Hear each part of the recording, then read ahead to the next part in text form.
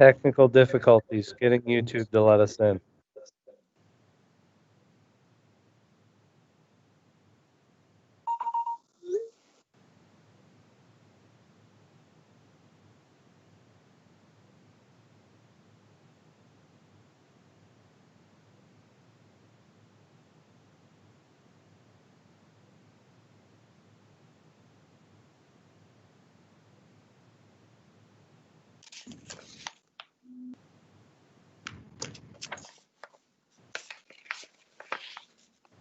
We're live.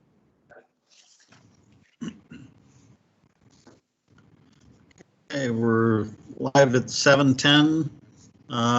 Call the October 26, 2020 regular meeting of the School Board of Jersey Shore School District to order.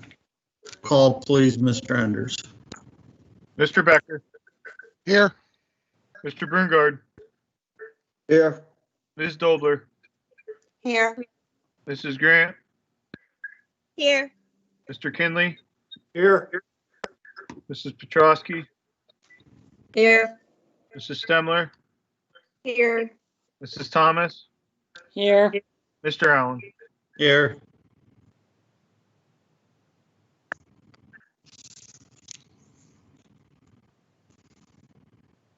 Okay, at this point, if everybody can turn their mics off and we'll rise to say the Pledge of Allegiance.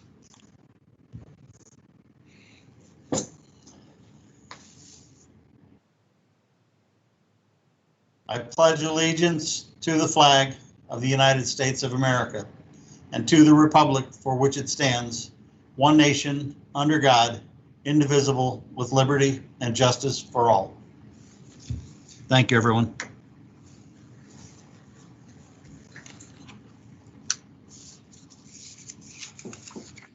Okay, we'll move on to approval of minutes. We have the minutes from the capital projects meeting of September 1st, special meeting September 10th, and regular meetings of September 14th and September 28th. Does anybody notice any corrections or edits that need to be made on those minutes?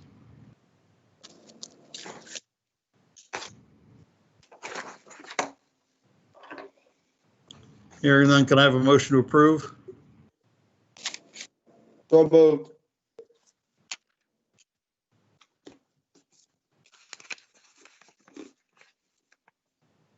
A second, anyone? I'll second. Thank you, Ms. Grant. Any other questions on those minutes? Hearing none, could we have a roll call, please, Mr. Enders? Mr. Becker.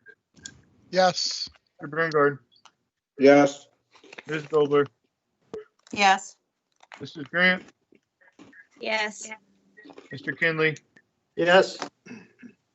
Mrs. Petrosky. Yes. Mrs. Stemler. Yes.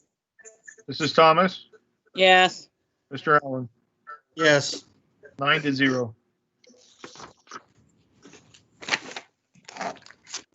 Okay, treasurer's report. We have the September 2020 treasurer's report, the September 2020 investment report, the September 2020 board summary report, and the September 2020 student activities quarterly report.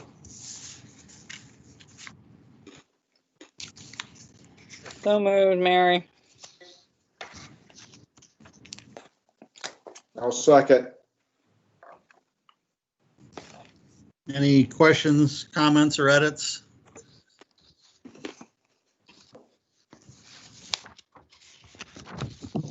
Okay, hearing none, roll call, please, Mr. Enders. Mr. Becker. Yes. Mr. Brungard. Yes. Ms. Dobler. Yes. Mrs. Grant. Yes. Mr. Kinley. Yes. Mrs. Petrosky. Yeah. Mrs. Stemler. Yes. Mrs. Thomas. Yes. Mr. Allen. Yes. 9-0.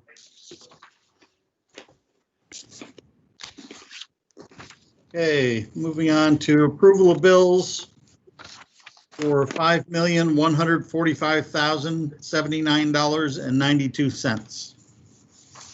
Any motion to approve? Motion, Wayne. Second, Mary.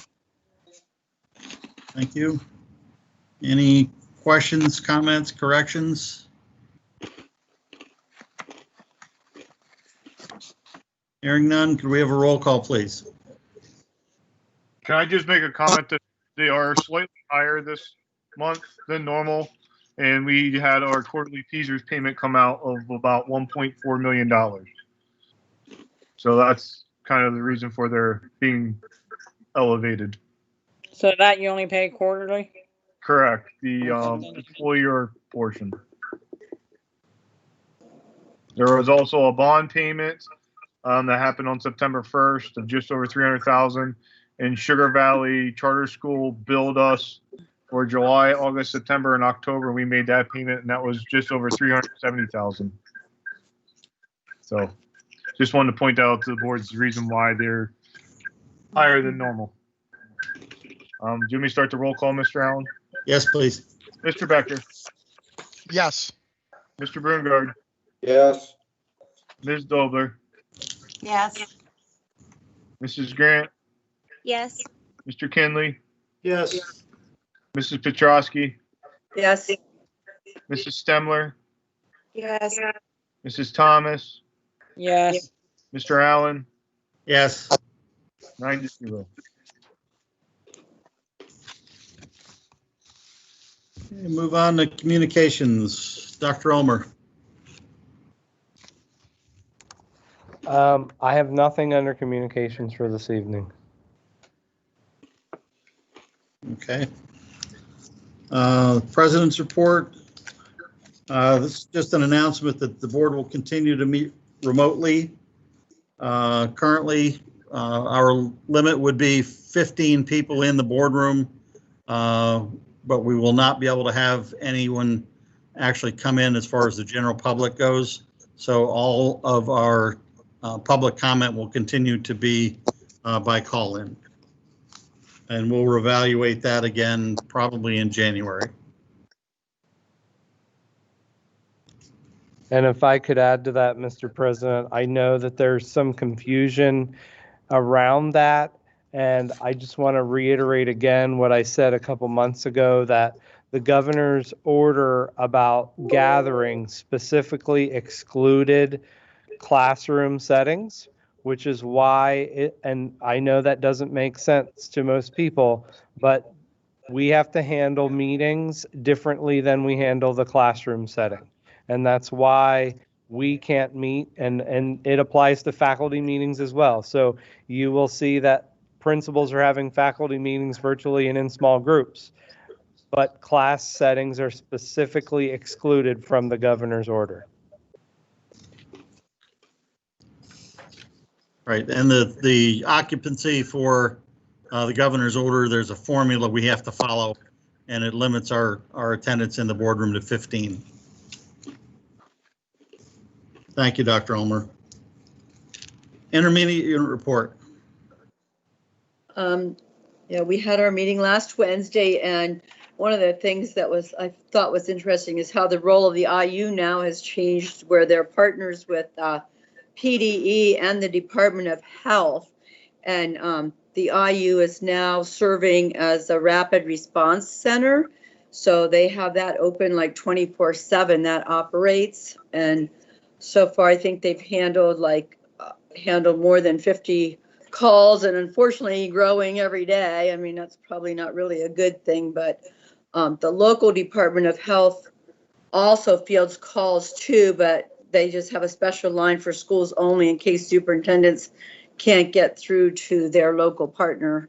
So I thought that was very interesting. And also, they're also very concerned, that the budget for the state, they only funded, the early intervention, 42%, and who knows if they're even going to give them any more funding, but they serve over 971 early intervention students and helping them transition into kindergarten and things.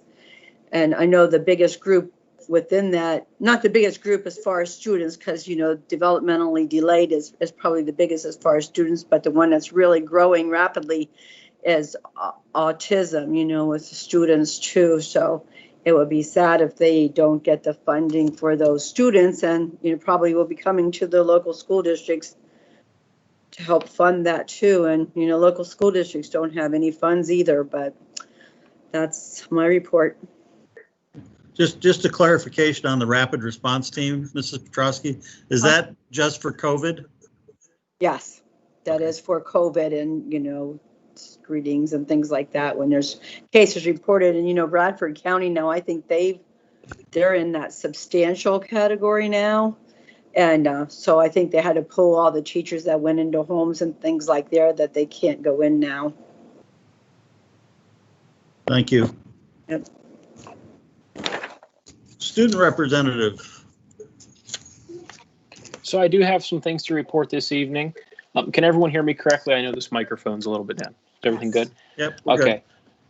First and foremost, I'd like to congratulate our students of the month for October. I'm sure some of you heard. Samantha Mockmer and Gabriel Packer were the students of the month, and they were featured in some of the local newspapers, the Express and the Gazette. The students are looking forward to our Student Appreciation Day on the 30th. That is up at the high school. Some of the clubs and certain teachers are organizing activities for the students. Some include FBLA, Key Club.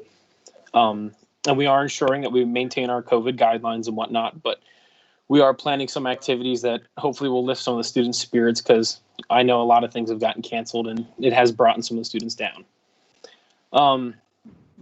Also, another thing to note, the FBLA is still working on its We Shore Care project this year. This year, it's going to be benefiting senior citizens and senior living communities, as well as essential workers during these, COVID times and things like that. And we are having our Day of Caring, which is our annual day that recognizes this project. That's going to be on the 20th. And then just real quick, finally, the students are looking forward to getting back into their clubs. Right now, a lot of clubs are meeting virtually and doing things like that. I know Schoology is popular, but I know a lot of the students are looking forward to being able to meet with their clubs in person. Right now, it's officers of national clubs, I believe, are the only ones who are allowed to meet, and the students are looking forward to that. With that, that concludes my report for the evening.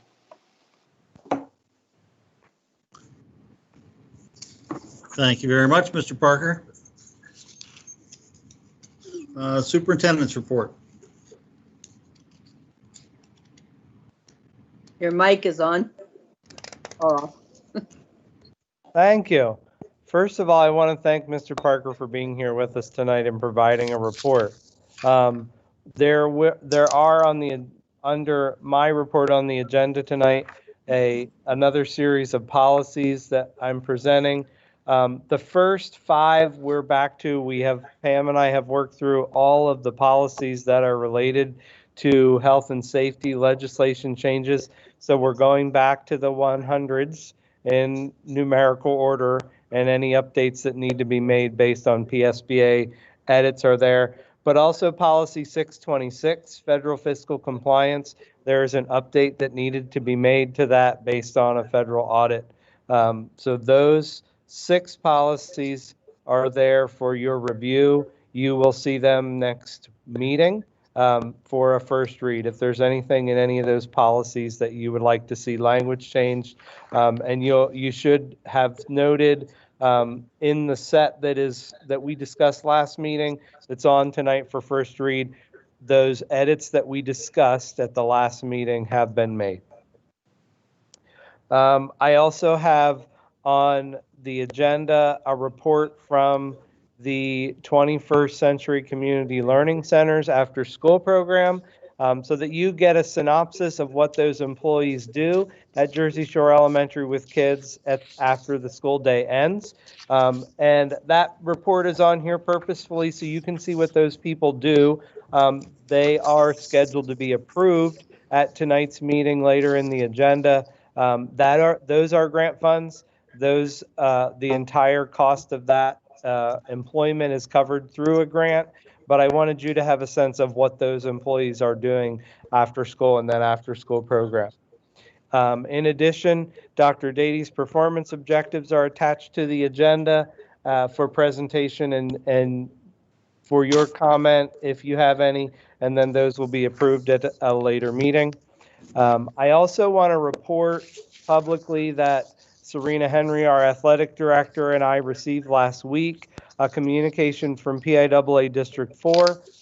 There were concerns expressed about the condition of our field, and District 4 officials have determined that they did not want us to be playing our district game. As we are the highest seeded team, we should have been entitled to a home game in the first round of districts. I do want to thank Mr. Becker for his advocacy on behalf of the district, and Mrs. Henry and I did some work as well. We've had numerous conversations and asked a lot of questions about the decision, including the bylaws language that pertains to it. At this point, we have two options. We can travel to and play our game at the lower seeded team's field, or find a site and move our game and play there at a different site as the host team. We continue to advocate for Jersey Shore to use our field as we are entitled as the highest seeded District 4 team going into the first round of playoffs. Late development today, we do have a meeting scheduled for tomorrow. Mrs. Henry, Mr. Wall, and myself, as well as a couple other representatives of the district, will be meeting with District 4 representatives tomorrow to tour the field and discuss what we need to do to meet their requirements to still hold that game at the end of this week on our field. And that is all that I have for this evening.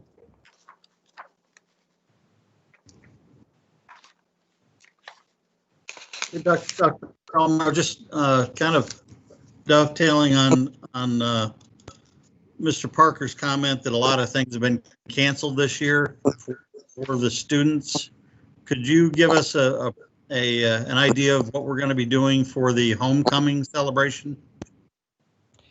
I did talk to Mr. Keene and Mrs. Henry about still moving forward with homecoming during the fall football season, and they took it back to, I believe it, Mr. Parker could correct me, but I believe it's student government that hosts that event. And my understanding is the students would prefer to have homecoming hopefully they're holding out hope that they can have a regular homecoming in the spring rather than trying to do a different version of it now in the fall. Mr. Parker, do you have anything to add to that?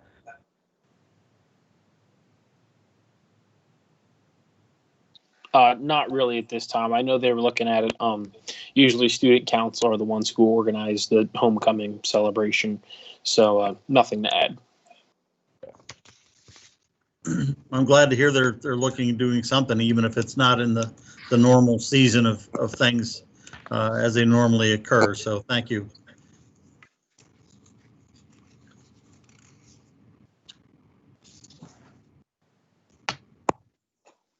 Dr. Almer, on C, Assistant Superintendent's Performance Objectives, what is that exactly? Could you explain that to me? So by school code, every commissioned officer, superintendent, and assistant superintendent are required to present to the board and have approved their annual performance objectives. They become part of the evaluation. Essentially, they get once approved, are required to be posted to the website. And at the end of the year, when the evaluation is done, there's a statement that is required to be publicly posted whether or not they were met. And that is all driven by school code. Okay, thank you.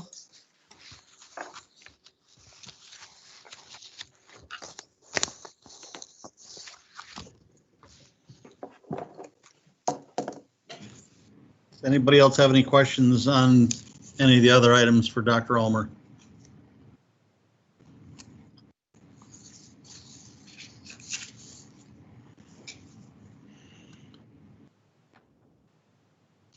Okay, I just have a question on that 21st century after school program. I noticed that the additional funding that was carried over from last year has been used to hire several more employees for 2021, as well as purchase necessary cleaning supplies and PPE. The additional employees, if those funds get reduced next year and we don't have that carryover money, will they be reducing employees back to the previous level? Yes, and it also could be reducing hours of those employees as well. So the total number of hours would be brought back down regardless of how many employees we have. Yes. And none of those could be used for school-related supplies for the students themselves? None of those funds can be used? The For funding must be curriculum? used for the after-school program. But I mean, for the curriculum for the after-school program, they talk about STEAM and a lot of other workstations they have set up. Those materials, as long as they're not something that's reproducible or that's consumable, I should have said, it's something that once it's in the building, students could have access to it during the school day. But none of this money was used for adding curricular items. It's just used for labor and supplies. There are items that they buy for the kids to use during the program. So And those those were just out of the regular grant, though. We didn't buy any additional items through the carryover money. No. Okay. Okay, thank you. At this time, it's 7:31. Is there any need to have an executive session prior to public comment? Okay. Hearing none, we'll open up the phones to public comment at 7:31. And I will say I have not received any calls today or prior to today for us to call anybody. During the meeting, or the number for courtesy of the floor is 570-398-5561. Again, 570-398-5576. 570-398-5576. I'm reading it right off the screen.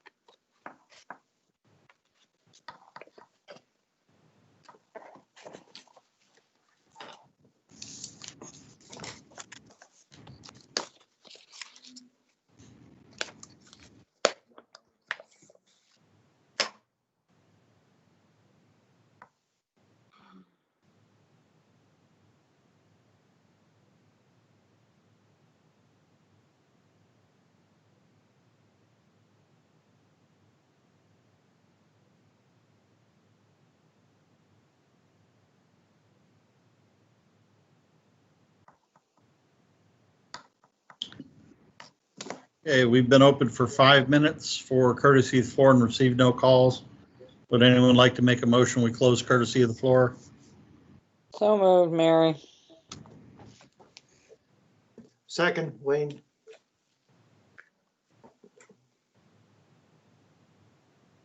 Any questions or concerns?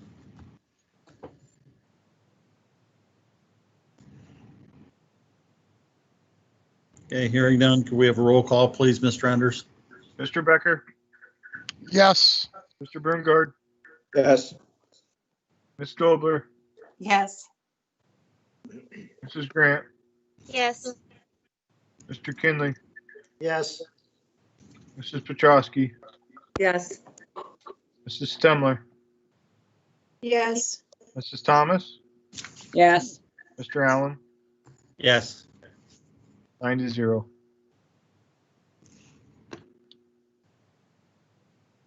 Okay, moving on to personnel, we have items A through E.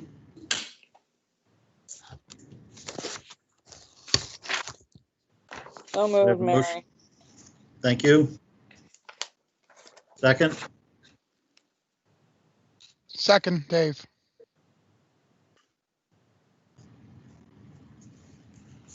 any questions, concerns? Obvious corrections or anything? I assume under the CCLC grant monies that the $30 are teachers. Why is there a variation, I would assume, as aides? That would be the aides, and we have to pay them at their current rate. Okay, thank you.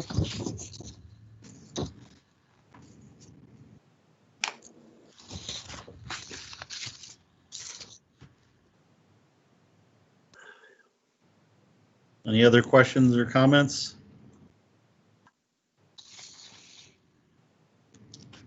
Hearing none, could we have a roll call, please, Mr. Enders? Mr. Becker, Yes. Mr. Broomgard, Yes. Ms. Dobler, Yes. Mrs. Grant, Yes. Mr. Kinley, Yes. Mrs. Petrosky, Yes. Mrs. Stemler, Mrs. Thomas, Yes. Mr. Allen, Yes. 9-0. Okay, we have nothing under curriculum instruction.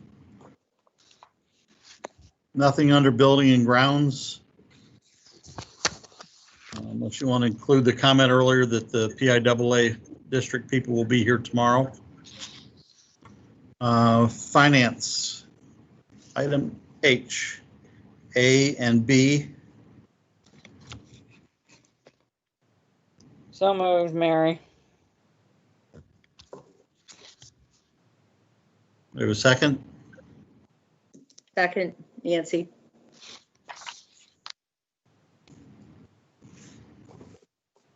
Any questions or comments on A or B? I have a question. Okay. This money's coming from the county. It's going to be a lump sum amount of money, I assumed. Is it allocated that we have to use so much every month, or it doesn't matter if we use it all at the beginning? The reason I'm asking this is because if they suspend this project, if the county does or whomever, is any money that's not spent up until that point have to be returned, or is it going to be held by the district? Or you understand where I'm going with this question? The money, we're already in receipt of the check, but we're not doing anything with it until it's approved tonight. Once approved, we already have the money to deposit it. We already have the check to deposit the money in the bank. And then it's our money. As long as we follow the federal procurement guidelines that are required for this money. Essentially what's happening is here, think of the CARES money that we got over the summer.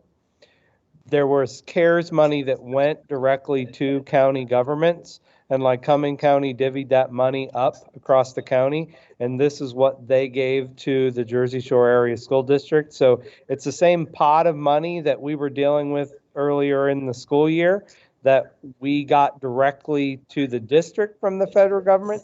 This money is coming to us in a different way.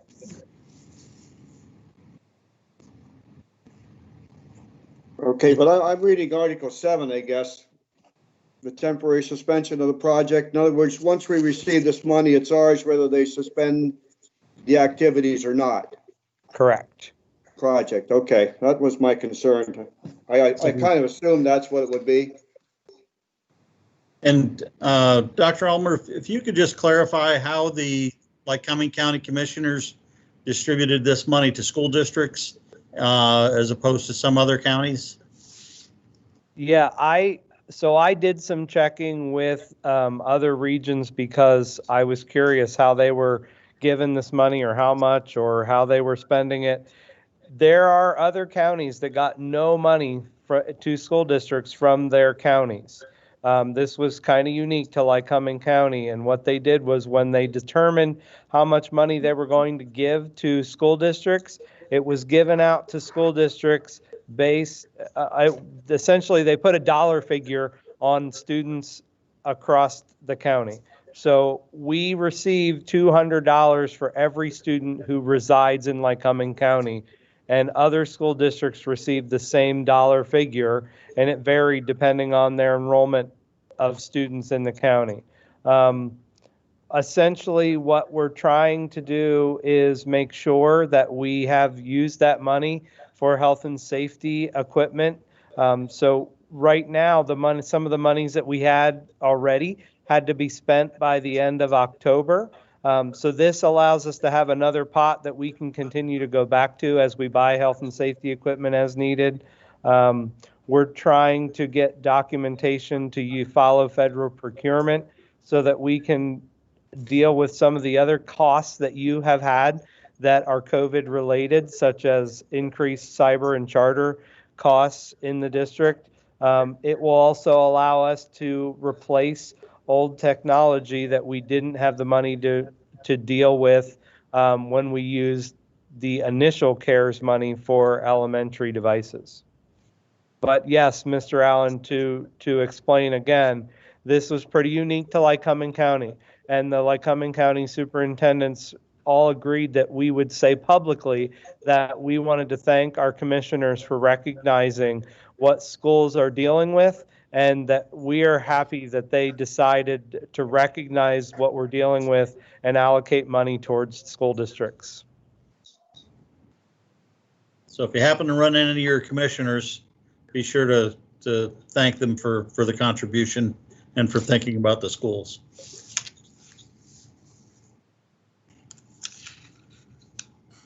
Okay, any other questions?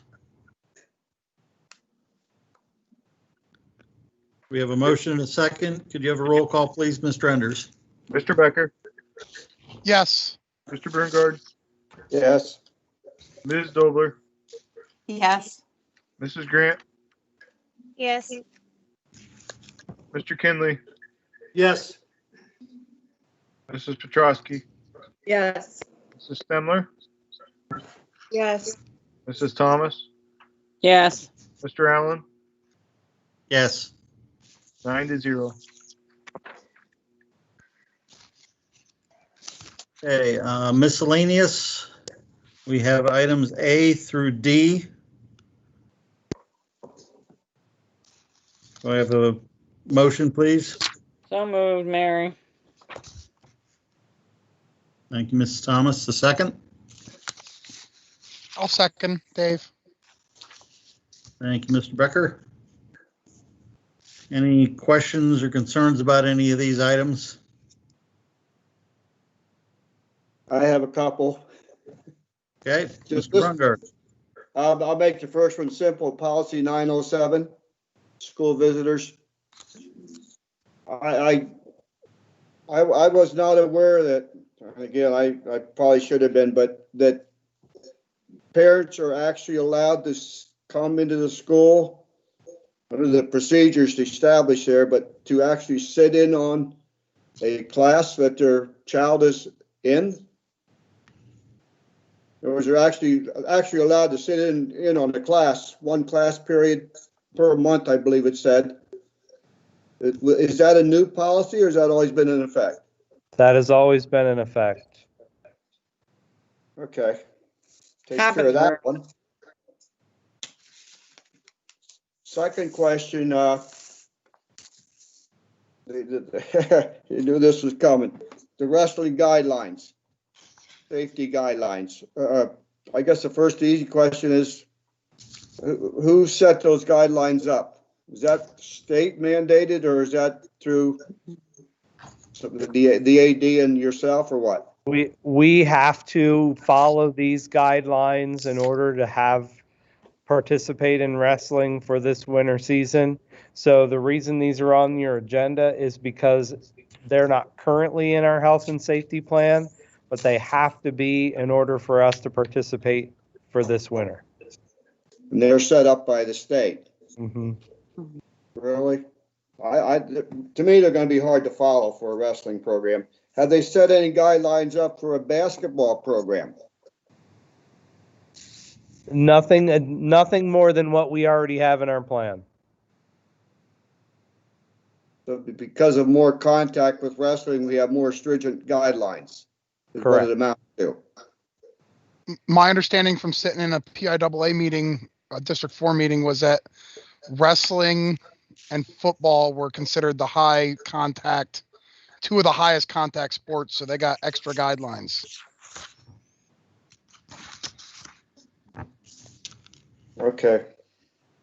Mr. Becker, any other comments on that? You're involved in it pretty much.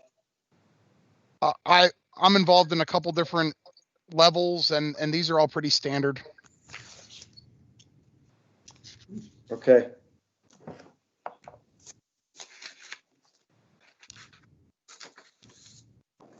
I have a question also about the wrestling guidelines. Are these applicable to our elementary program, even though that's not a school-sponsored activity? And have they been made aware? If they are applicable, have they been made aware of the guidelines? So I would say the elementary wrestling program has to follow the guideline. They're not a PIAA sport, so they have to follow the guidelines that are given by their governing body. But as you heard Mr. Becker say, these are pretty consistent across the different groups that are wrestling. So I haven't talked to them specifically, but my guess is they probably already know these are coming from their own youth wrestling organization. I would just ask that the AD confirm that those folks have the information. And the other question I had last year when we started the 21st Century After School program, we kind of dropped the ball on coordinating with the elementary wrestling for practices. And hopefully the principals reached out to the leadership of the elementary wrestling program this year, so they have all their practice times coordinated and everything. Mr. Allen, just to add to that, Mr. Becker might know more than I do about this, but I understand that there are some restrictions as far as the number of participants in the elementary wrestling, especially at tournaments and things like that. I think the number mentioned to me was like 35 from a team may go to a tournament. I'm not really sure, but I think there are some more restrictions as far as the little kids go. So can you add to that? The tournaments it depends on where they're being held, what standard they're being held to. So for example, like obviously schools have their own set of standards like this that we have to follow. Some specifically the elementary tournaments that aren't being held in public schools have a different set of standards that they have to abide by. So what you see even right now in elementary wrestling is a wide variance depending on where the tournament is being held. I don't know if that makes any sense, but that's the way the regulations currently wrote.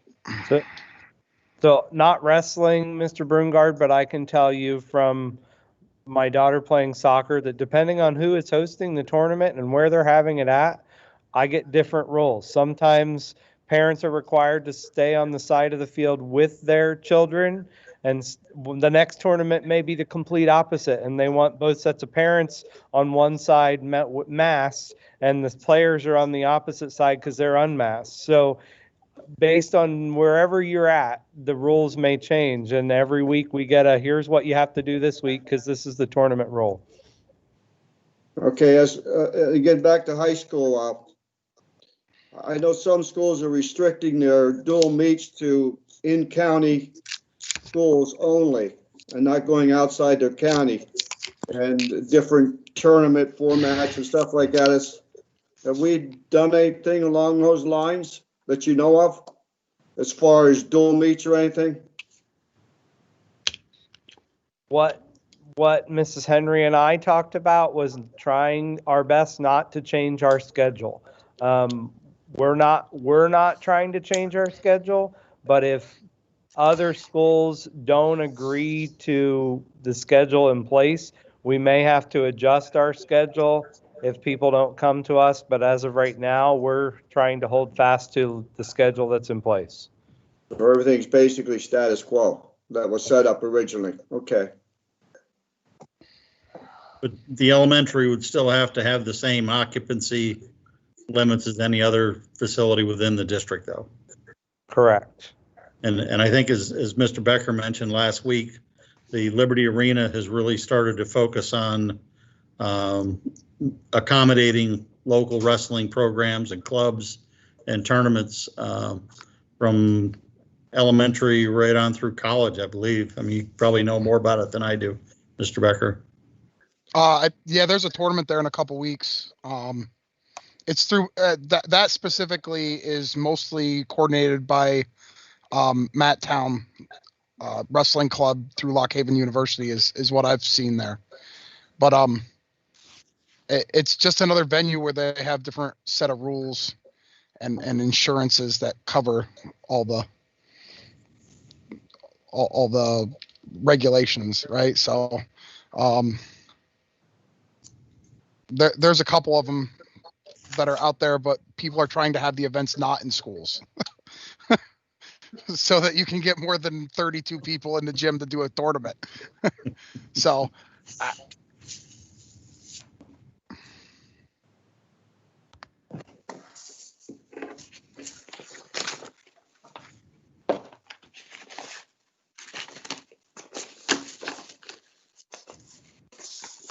Any other questions on these items?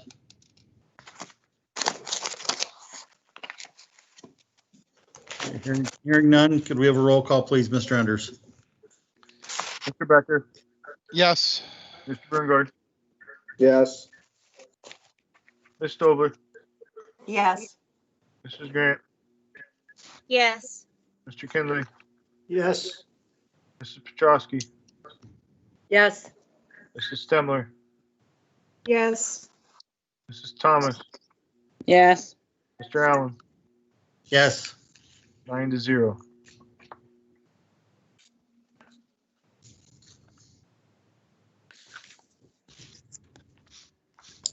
Okay.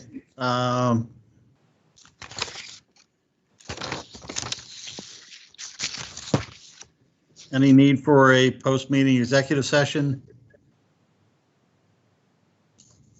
Not from me, Mr. President. Okay. Could we have a motion to adjourn, please? So moved. Make a motion to adjourn, so moved. Thank you. I assume that's unanimous. Mr. Enders, you want to do a roll call or you want to just go with a consensus? I feel like we got a consensus. Thank you.